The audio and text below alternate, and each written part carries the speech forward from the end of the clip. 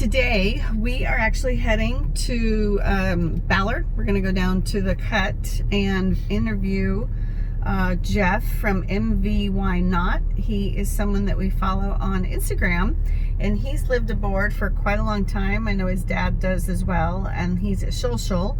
So we'll get a tour and find out how he likes being a liveaboard. So come along.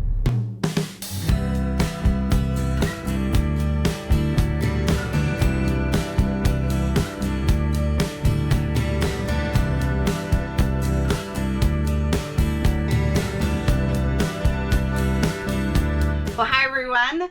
Well, we are boatless, but we're fortunate today that we get to be on another boat. And you may know Jeff Gasson from MVY Not on Instagram, and he is going to give us a tour today. What makes Jeff really cool is that he actually lives on his boat, just like we've been wanting to do. So we're going to ask him a ton of questions. Thank you for letting us come aboard. Of course. Yeah.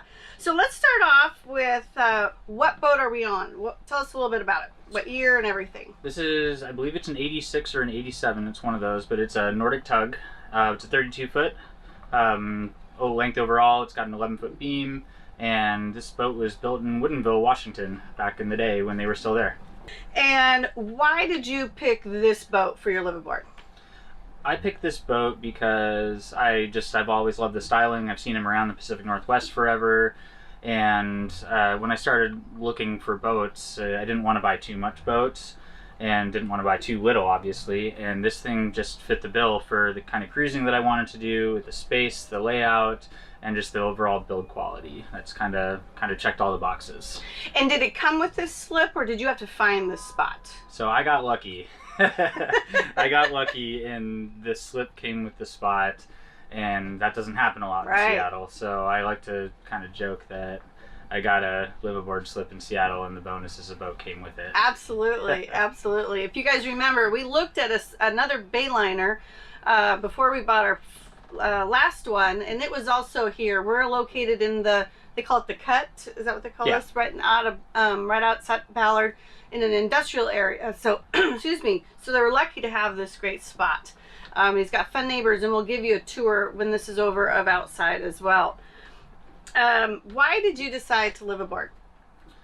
I wanted to live aboard because I was kind of looking for something new. And I kind of got to this point in my life where I had this amazing place in West Seattle. I lived across from the beach in Alki, and the apartment was amazing, and I loved it. But it was just 70 or itch, I guess, and time for something else. And I didn't know what I was looking for, but I had some friends in other states and around like everywhere that they live aboard, and I thought, I'd been out of boating for so long. I wanted to get back into it, so I decided to just kind of sell all my stuff and downsize and just get rid of everything that I don't need, and that's what I went for. And how long have you been on this boat? Oh, that's gonna be, I'm working on 2.5 years. Wow, it's crazy. It's a great feeling when you downsize, isn't it? It's incredible downsizing. I mean, like, you don't need as much stuff as you think you do. Nope. And it's been this whole experiment about finding out is less actually more. And it is, I can tell you. Do you have a storage space off-site, like a storage unit? So I do have a small storage space for stuff like the golf clubs and the skis and the other stuff that I'm not going to get rid of. Right. But one of my friends, he also lives aboard over on Westlake. So him and I go halfsies on that. Oh, so smart. For all the big stuff that we can't live without, we don't want to get rid of or reinvest in again, later on down the line. So Tom and I share that spot. So it's right over in Ballard, just over here. It's walkable, and I can go get anything I want to at any time.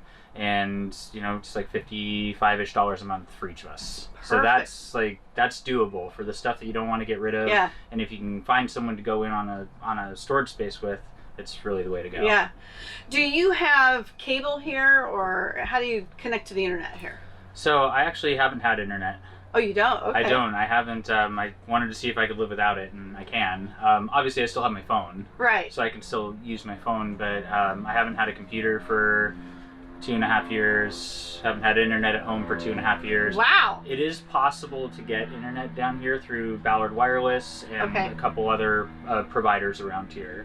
But just looking at the cost of what it was going to be for setup and just having it every month, couldn't justify the expense. So do you watch TV at all? Or just on your phone? So I'll watch some stuff on my phone, Okay. but I've largely kind of given up TV. Good for you. But every once in a while, I still like to watch shows or movies, and I treat myself. So I have my iPad, and I just download stuff for offline viewing on YouTube. So if I want to watch a movie or if I want to watch a show or whatever it is, I can still do that. Perfect. And the iPad also is my navigation solution. Okay. I bought it for $100 off of a UW student. It was not even used, so I have a nav solution and I have an entertainment solution for all told $150. Yeah, that's perfect. Do you travel a lot on your boat? Do you go out and about, and how many times a year? Not as much as I would like to, especially this year with everything that's going on. I've been having to work a lot. I haven't actually stopped working. Good for you. Which is unfortunate to say, but I've done some trips over, done a couple trips to Tacoma. Okay. Went from Tacoma up to around Blake Island, Vashon, up around there.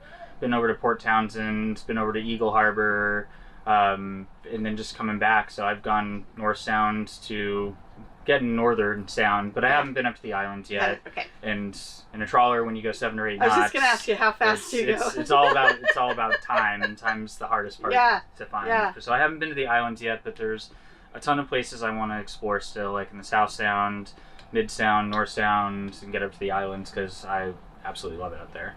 What is your biggest challenge or inconvenience living on a boat? What do you miss the most being land-based? I miss, there's a couple of little things. I miss a good comfy couch. I miss that a lot. Yeah. That's good to know. And sitting on a big comfy couch watching the Seahawks or the Mariners, I miss that. Okay. But I got, this area right here, which is fine. I listen to the games on AM radio. Do it the old-fashioned way. Yeah. I miss that.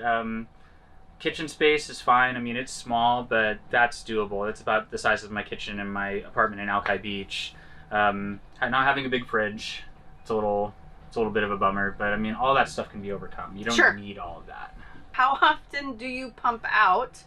And how do you're not at a regular marina, so do you have a service that pumps you out, or how does that work? So there's a couple providers. SS Head is a boat that comes around here in the canal, and it goes through Shilshole Bay also. Okay. And some of my neighbors are on a schedule. If it's just myself, it's about 2 weeks on a 25-gallon holding tank. Okay. And then I just throw lines and I roll down to Morrison's.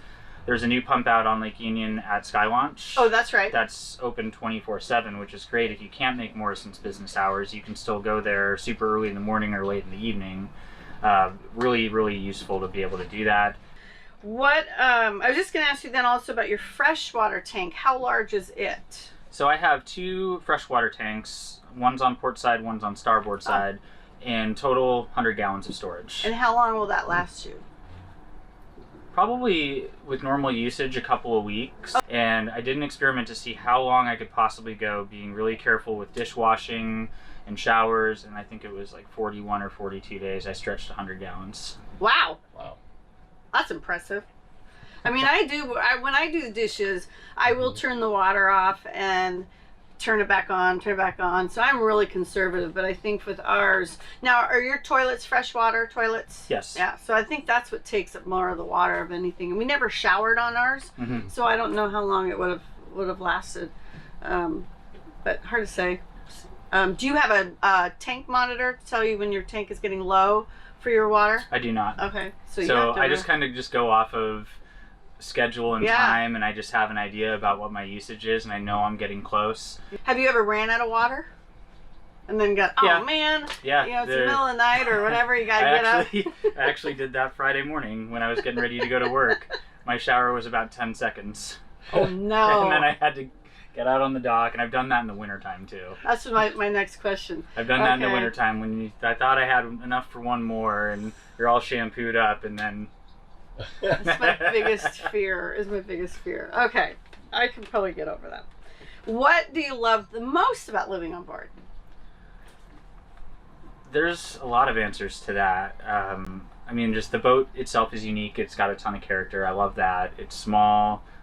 Just the layout works for me. It's comfortable. It's cozy. Even in the wintertime, I can get this thing really warm and keep it that way. I think probably the best part though is just the community.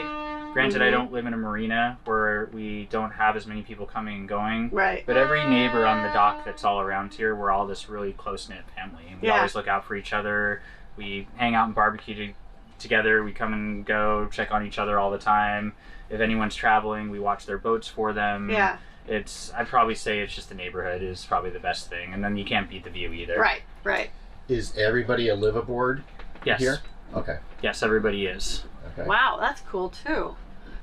Random question. How do you do the laundry? Do you go to the laundromat for that? Yeah, or- so there's a really great laundromat. I go to Lunar Laundry, Oh, you do? which is up on 65th, kind of by Slave to the Needle and a couple other places there. It's a great laundromat. You get in, you get out really quick. I think it's affordable and fine. Best part about it is you throw in your wash cycle, go over to the dray, grab yourself a beer, and then go back, switch your cycle, and then go back, have another beer, and then you just fold and dry your clothes and come on home. That's easy. That's cool. So laundry day is not so bad anymore. There you go. Yeah. Do you have any plans to do any type of remodeling or retrofit of anything on the boat, or have you already done that on certain areas? One of the big projects that I did was, I have never done it before in my entire life, but I learned I wanted to freshen up the floors. So I learned how from YouTube, basically. I'm YouTube certified, but I stripped all the varnish on the Salon section and the pilot house section. I still have to do the bunk. They do look pretty. But just stripping all the varnish, doing all the sanding with an orbital sander, and then just by hand with brush and everything, getting new varnish down, 6 or 7 coats on everything, and it looks a lot better. It really brightens things up and pops things. And I rebuilt the diesel heater in here. And I'm working on other stuff too, like slowly but surely, but with my background being a mechanic, I'm able to do a lot of work and save a lot of money that way, which is really helpful. You just had to replace your water pump, didn't you, or something? I had to replace a water pump. That was an interesting project, but I did it. What else have I done? Had to replace the shower sump. Oh, that's right. That was an all-day project. Yeah. The hard part is they built the floor over the sump tray. So you had to cut it out, right? So I kind of had to cut it out, so it took all day to do it. It was a process, but it happened. And I replaced the bilge pump in the lazarette, and then just little things kind of here and there, just knickknacks, and just making sure that we can keep everything up to par. Do you have plans on staying on the boat indefinitely, or do you think you would even look at a different boat? Get another 7-year itch kind of thing. Who knows what'll happen? I'm not much of a planner. Okay. I don't think too far ahead. But life is good right now. I'm happy with it. Maybe a big boat's going to happen at some point in the future. I don't know. But I mean, at the end of the day, I'm just a normal guy. Yeah. I have a normal job in the city and I make normal money like everybody else. So it's just kind of blue collar boating at this point. Do you think you'll ever be land based again? I don't know. No. That's cool. If there's a good enough offer, something I can't pass up, sure, who knows. But I love what I have right now, and it's a good thing. The other 2 questions you've actually already answered. So should we do a quick tour? Sure. Unless you have other questions? Not at the moment, but if something comes up, You kind of hit on the 2 things that I'm worried about. Water is one. The pump out thing, we can figure that out, and then just couch comforts, and that's been, we're looking at a boat next weekend. It's got the big comfy couch. I think for me is the galley. I like to cook, and those are the 2 main things that I think are important to me. So you kind of nailed the same thing. So let's do a tour. Cool.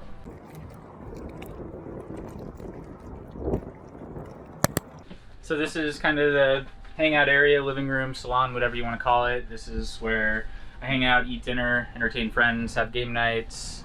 I got these cushions done for my birthday a couple years ago from a wonderful person up in Anacortes, So Salty, SCWSALTY. Kind of coming around here. One of my primary sources of heating in the wintertime is this old wood stove that's right here. Buddy the wood stove. Tile backsplash radiates the heat out really well, which is lovely. Getting out into the cockpit, it's where the grill is. Spend a lot of time grilling in the summertime, sometimes the wintertime. I've got a nice bimini over the top, so if I want to do some winter grilling, I can do that without getting too wet. And then kind of coming around here a little bit, kind of got extra counter space right here. Storage for pots, pans, wine, all that good stuff. Sometimes it's the game table, sometimes it's the work table. Got a fridge right here. Got the crock pot. Crock pot is crucial for cooking in a small environment. That's good to know. The dish rack, just air drying stuff. Sink is pretty, deep enough. I mean, you got to kind of be a little careful with washing so you don't splash everywhere. Got a nice propane stove so I can cook with gas. Does a great job of, accomplishing all the needs. Got a nice oven in there. Yep. Dishes, all that stuff goes back here. Probably one of my favorite features of the boat, though, is just the spice rack. Spice rack. It's super functional, but it also has a nice look and a lot of charm to it. At night, I've got LEDs that are kind of hidden up around the perimeter of the salon right here. I couldn't help notice this lantern. Does that still work? And how is it? Is it gas? So that's a good question, but it is a kerosene lamp that's on a gimbal. Oh. So I need to try that sometime. And it's nice. I at some point I'm definitely going to get the blinds redone. At idle, when the diesel's running, these things just rattle like crazy. But it's nice because I can actually get a lot of privacy in here if I want. But the windows are nice and big, lets a lot of sunlight in here, makes it feel like a nice big space. So come on up. Have to excuse the mess. It is a liveaboard boat after all, but this is the bench up here. Behind this cushion there's some racks that kind of come out that help you kind of get up onto the bench right here, but I do like this layout the best. Some Nordics have a split layout down the center, so you'll have a small bench and a small bench over there. I prefer this layout. This is the helm though. Got the little captain steering wheel right here, which I love. Nice, good Morse throttle right here. It's really crisp, forward, backwards. I love it. Got a bow thruster for kind of getting in and out of my spots. Got a rudder angle, which is always really helpful to know where your rudder's at. Just basic normal switches for the wipers. Got some books up here, just mechanical manuals. Got to have the Chapmans. Got a nice workspace up here. I don't do too much work from home really, but if I want to have standing space, it kind of achieves the goal of having a standing desk. This is the old school radar. It still works. Still works like a charm. I've got 2 depth sounders up here. Watch this. I've got an AM FM cassette right here. So I'll listen to Mariners games, Seahawks games. I don't have any cassettes, but that was going to be my question. It'd be kind of fun to go to the thrift store and get some cassettes to have some bangers right there. Got the CB up here and just got, I don't know, decoration, whatever. But it's nice though at night. I've got a red LED in here, so you can have it, you can actually see pretty well at night. Okay. The doors, got pilot house doors right here. They just kind of open and close like that. It's really easy to get back and forth when you're docking. It's nice to have them on both sides. It's really nice having it on both sides. And like I said, like I'll just drape my lines through the doors, so I'll have bow coming in here, stern coming in here, and that way I can just leave and just walk out lines both hands and just get to the dock really easy. So this boat's easy to single hand, which is terrific. And then coming on down here, this is where it gets a little cramped and cozy. But this is where I sleep. So it's cozy. I think it's probably a little bit bigger than a twin bed, but it's a super comfortable bed. There's more storage underneath here. So I just come down here and just put my head down and listen to the water against the hull, and I just go to sleep. Nice. This right here is probably one of the coolest things that I have, is this shade right here. It kind of folds up into a circle. Can't really get it, but it folds up into a circle into a pouch. You undo this thing, take this little suction cup, you put it on the hatch, and when you put it up here like that, makes it nice and dark for you. So you don't have to worry about all the light coming in. So this guy, I forget who makes it, but this thing is a lifesaver when you're living on a boat. That way you don't wake up at 6 a.m. in the summertime when it's light. Right over to your right, Scott, if you open up the door, you can take a look at there you the head. go. Oh, nice. So a separate shower Yep, separate shower. So that's kind of nice. I gotta crouch a little bit, but Yeah, works. but it's better than having a wet head, right? Yeah. And so separate shower, its own drainage, got a nice hot water heater. that is like the world's smallest toilet, though. It is. It's electric flush, which Yeah. is, I know, I like it. We Yeah. love- All right.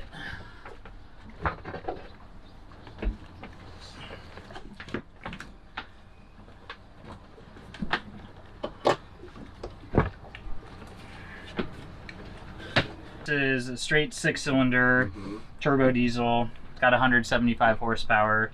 It does the job. How many hours? It's got about 5,000 Oh, okay. on it and still runs like a top, which Yeah. is great.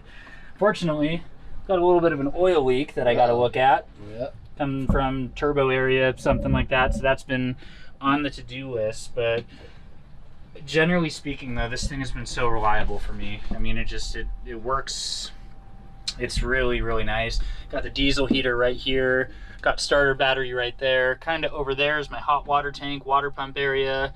Got spare tools. House battery banks are down here. Charger inverter over here. The all-important holding tank right there. Yeah. But everything's nice. Everything is laid out, and you can work down in here relatively easily when it comes to most things. Most things are accessible. So changing oil happens over on this side of the engine. Got the oil filter over here. I'll make a video, and I have a video. I just got to post it. How would you compare the cost of living from being land-based to boat-based? I got into my Alki Beach apartment that I lived at for 6 years. I was paying $650 a month for it, and by the time I was done with it 6 years later, it effectively doubled and then some. So Wow. I looked at as a living aboard, not just because it's fun and because it's cool, but it's how I don't get priced out of Seattle. What I chose was looking at this per, all the bills that when it's all said and done, you gain some expenses, you lose some expenses when you go from land to sea, but it pencils out. It kind of worked out just about the same as far as keeping the outgoing money more or less the same. And I think I'd have to double check this, but I've got at least 10 breweries in walking distance, so that's a good thing. You got to think about that when you're figuring out where you're going to stick your boat. It's how many breweries are nearby. Yeah. Well, that was a cool tour. What do you think? Great boat, great guy. I'm not sure. That you could live on it, I probably could. but not a couple. We could not. So There's no way. there's a difference There's there. no So I way. could, we couldn't. I think the other thing that was so impressive about Jeff is that he's completely disconnected. He does not Yes. have a computer or a TV. I envy And him. I don't think I could do that. I So could. kudos to him for being able to do that. I think that Exactly. is huge. It's the one thing preventing him from loading his video up about changing the oil on the engine is he can't because he doesn't have Yeah. a computer to do so. So we really are grateful to Jeff. Thank you so much Yes. for the tour. I hope it's informative for all of you. Again, as we go and do our research on liveaboards, we really want to take the time to figure out, what is it important to people and what's important to others. So I think that was a great information for us that he shared. So we've got some great tours coming up in the future of some liveaboard boats. And so come along and maybe we'll finally find one. Maybe. That's the goal. Thanks, everyone. Be sure to tune in next week, and we're going to share with you a tour of 2 navigators up in Blaine and Anacortes that we're serious about for liveaboards. So come along and we'll take you on a tour. If you like this video, please give us a thumbs up. Be sure to leave your comments down below and subscribe and ring the little bell so that you get notifications for future episodes. Thanks again for following us. We'll see you next week.